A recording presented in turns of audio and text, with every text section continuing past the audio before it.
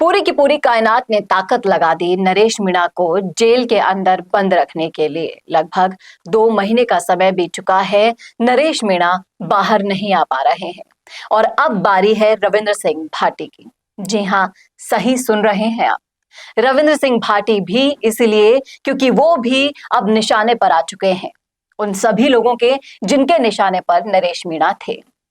क्या है इसके बड़े कारण? क्यों रविंद्र सिंह भाटी हैं अगला निशाना? और क्या उनको भी जेल के सलाखों के पीछे भेजने का प्लान है? क्या मकसद है? सब कुछ डिटेल में हम आपको बताने वाले हैं इस वीडियो में, इसलिए बने रहेगा आखिर तक हमारे साथ। नमस्कार, मैं हूं चेतना शर्मा, आप देखना शुरू कर चुके हैं संवाद भारत का भारत के लिए, और इस मुद्दे पर बातचीत करने के लिए मेरे साथ मौजूद है हमारे editor in chief Varun Bhansali जी।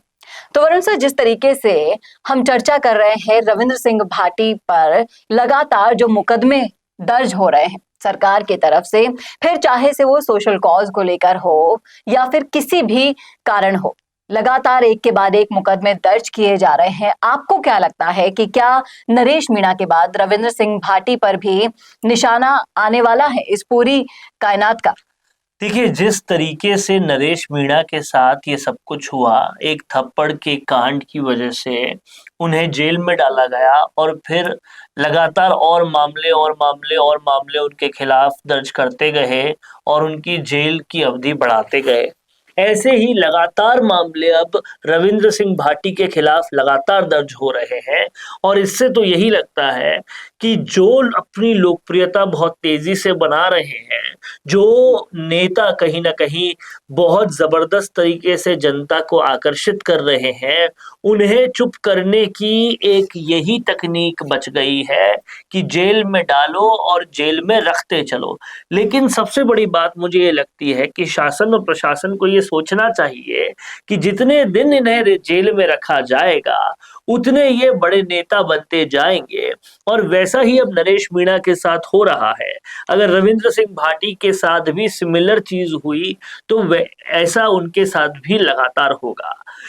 कहीं ना कहीं उन कंपनियों को वहां काम करने देने को लेकर इतने शासन और प्रशासन कहीं ना कहीं वह जिद में भी ना आ जाए और जनता की सुनी को पूरा अनसुनी ना करे, जिसकी वजह से वो लगातार ये मामले दर्ज करवाते जा रहे हैं या लेकिन होते भाटी जा तो रहे हैं। अच्छा मानते हैं कि मुकदमे दर्ज हो रहे हैं, कोई बात नहीं, मैं तो काम करता रहूंगा। क्या उन्हें ये चीज ये रोक तो एक पाएगी? अच्छे नेता की पहचान होती है, हम्म। लेकिन जो षड्यंत्र मुकदमे दर्ज करने के पीछे दिख रहा है, जो रविंद्र सिंह जो नरेश मीणा के साथ ऑलरेडी हुआ, कि अगर आपके खिलाफ कई सारे मामले दर्ज हैं तो फिर आपको जेल से बाहर आने नहीं दिया जाता, एक मामले से निकलो तो दूसरे मामले में अंदर कर दिया जाता है।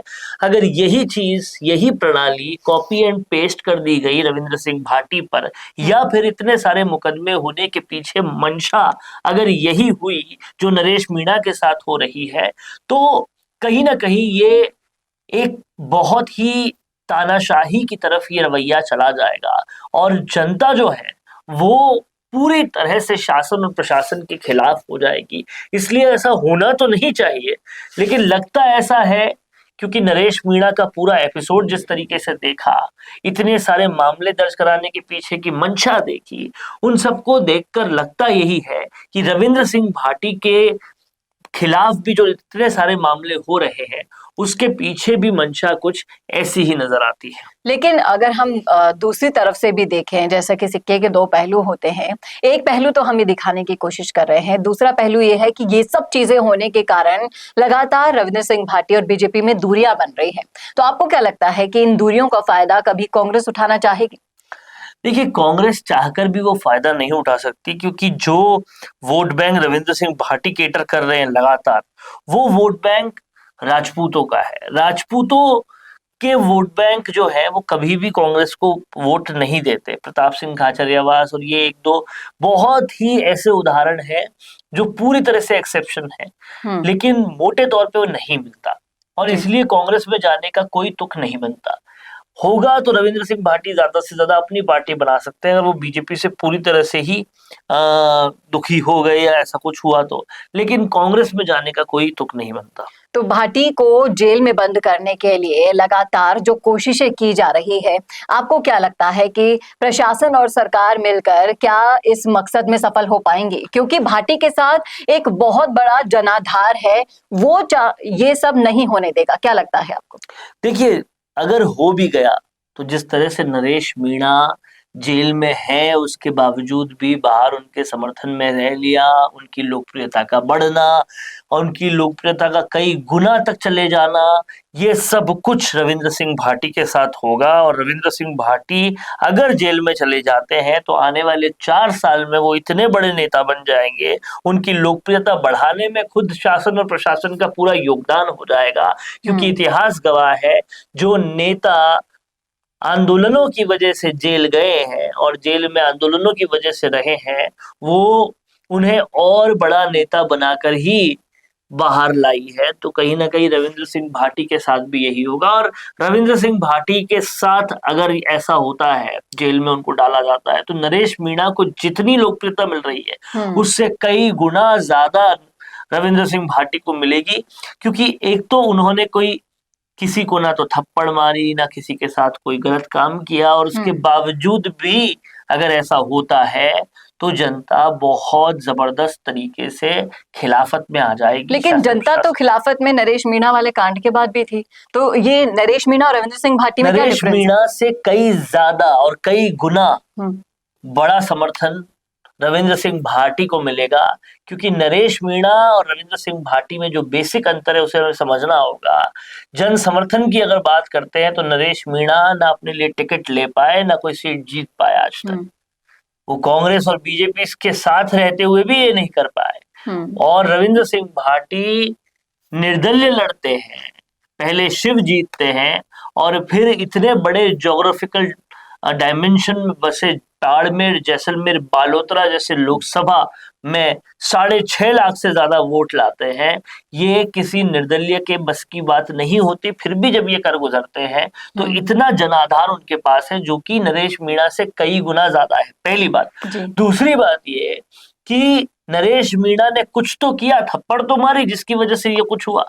इन्होंने तो कुछ भी नहीं किया, ना किसी को बुरा बोला, ना कोई बात की। जनता के हित के लिए जनता के साथ खड़े रहे, जनता के आंदोलन में साथ आने की वजह से अगर इनको जेल होती तो पहले तो वो सारे लोग आएंगे जो आंदोलन में हैं, और उसके बाद इनके अनगिनत समर्थक वो सब पहुंच जाएंगे।